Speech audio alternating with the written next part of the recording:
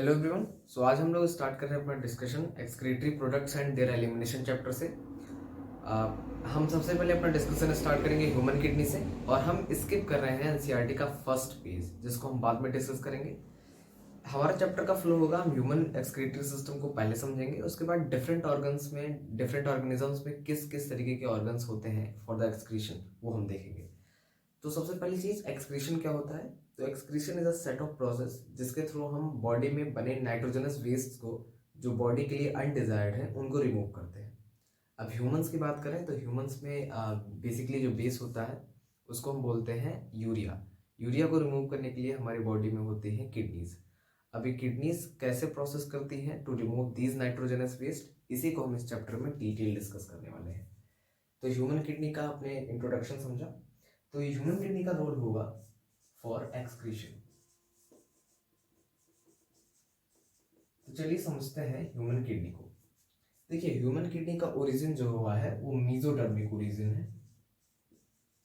आप मेरे साथ साथ बोलिए कि इसका ओरिजिन है मीजोडर्मिक ओरिजिन। इसके साथ साथ जब ग्रोथ होती है तो नेफोटॉम प्लेट से मेटानेफ्रिक किडनी बनती है। नेफोटॉम प्लेट से मेटानेफ्रिक किडनी बनती है। तो हमारी किडनी कैसी है? मेटानेफ्रिक किडनी है। मेटानेफ्रिक किडनी है। अपीयरेंस कैसा है? तो रेडिश ब्राउन जैसी दिखती है, रेडिश ब्राउन। और इसके साथ साथ इसका शेप कैसा होता है? तो ये बीन शेप की दिखती है, बीन शेप की दिखती है। इसकी साइज को आप ध्यान में रखिएगा, इसकी साइज होती है 10 से 12 इसकी लेंथ होती है। इसकी आप विड्थ की बात करें तो होती है 5 से 7, और अगर थिकनेस की बात करें तो 2 से 3 इसकी यूनिट होती है इन सब चीज़ों की, सेंटीमीटर।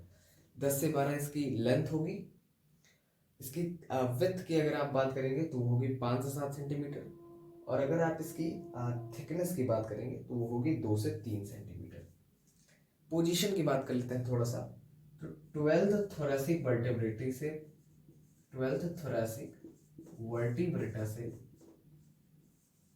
वर्टिब्रेटल कॉलम या वर्टिब्रेटे से आपका 3rd लंबर वर्टिब्रेटा तक, 3rd लंबर वर्टिब्रेट तक इसकी पोजीशनिंग होती है। ये हुआ हमारा थोड़ा सा डिस्कशन। अच्छा, हमारी बॉडी में 2 पेयर्स ऑफ किडनी होती है, तो चलिए थोड़ा सा इसको डिस्कस करते हैं। पहले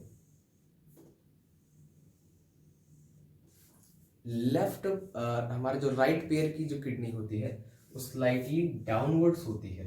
क्यों होती है? क्योंकि हमने पहले डिस्कस किया था कि हमारा जो राइट लंग्स है वो थोड़ा सा क्या है, लीवर इसको प्रेस करता है, because the right lungs is slightly upward.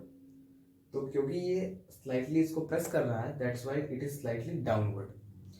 और हमारी लेफ्ट किडनी जो है हल्की सी स्लाइटली अपवर्ड है।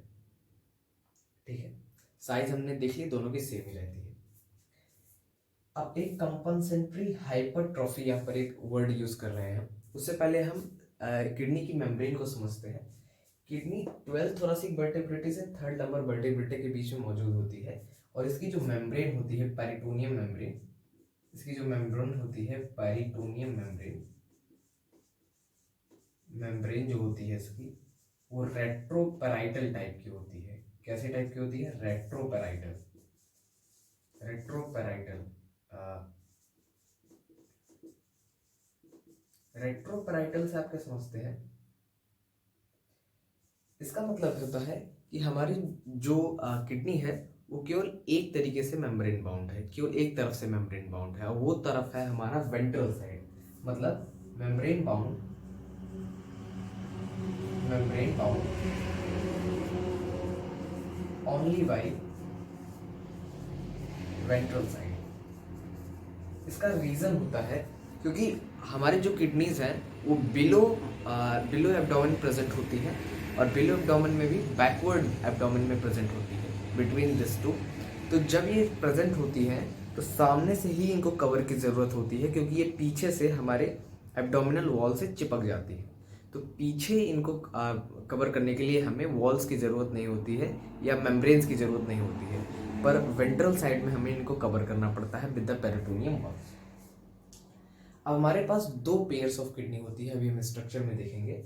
अगर हमारी एक किडनी डैमेज हो जाती है, if one kidney damage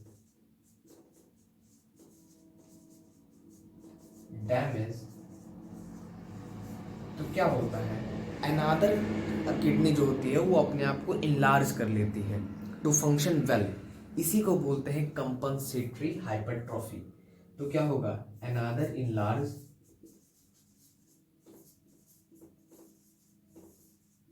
to function well.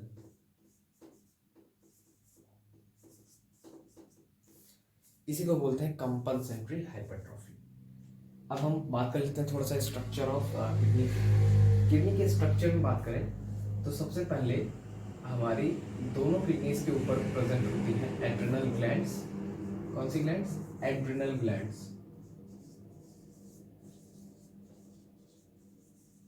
Adrenal glands जो हार्मोन रिलीज करती हैं उनको हम क्या बोलते हैं? कैटेकोलामाइंस। याद आ रहा होगा आपको, कैटेकोलामाइंस।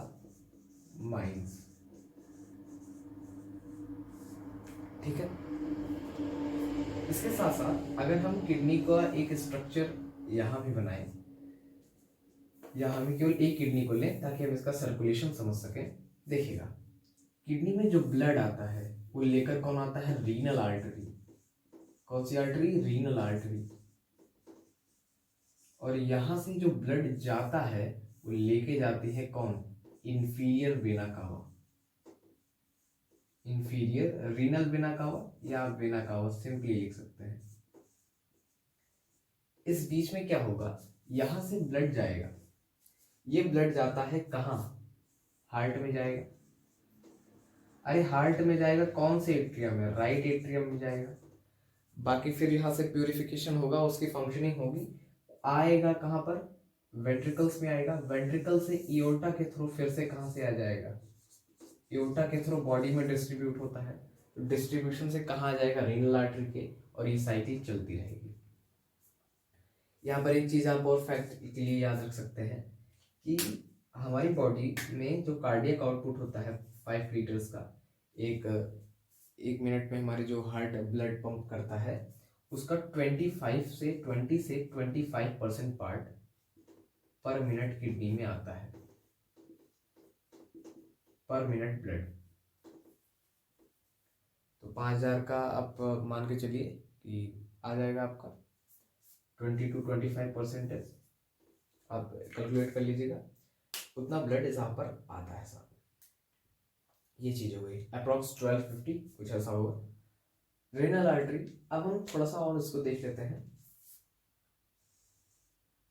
जिस पोर्शन से यहाँ पर वेन्स वगैरह इंटर करती हैं उसको हम बोलते हैं हाइलम।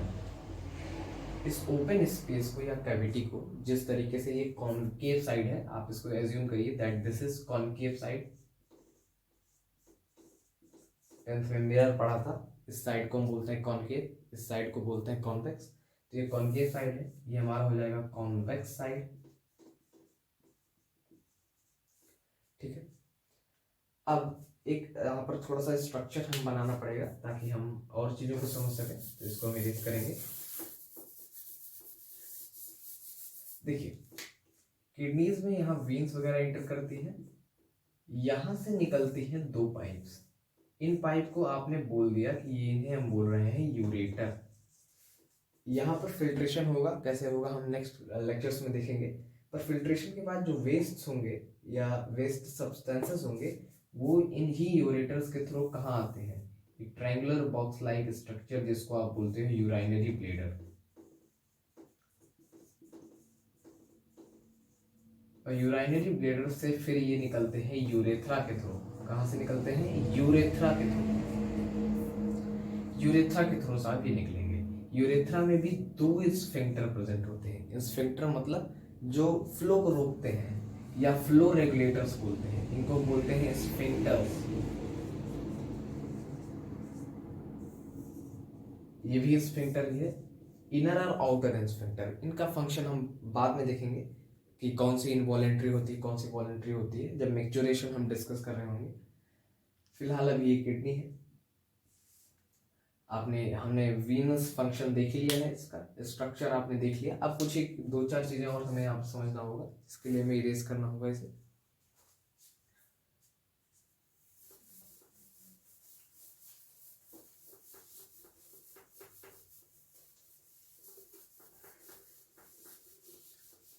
देखिए, इन किडनीज की यूनिट होती है नेफ्रॉन। यहाँ पर जो फिल्ट्रेशन यूनिट है उसी को हम बोल रहे हैं नेफ्रॉन। हमारी बॉडी में करीब 10 लाख नेफ्रॉन्स प्रेजेंट होते हैं, यानी 1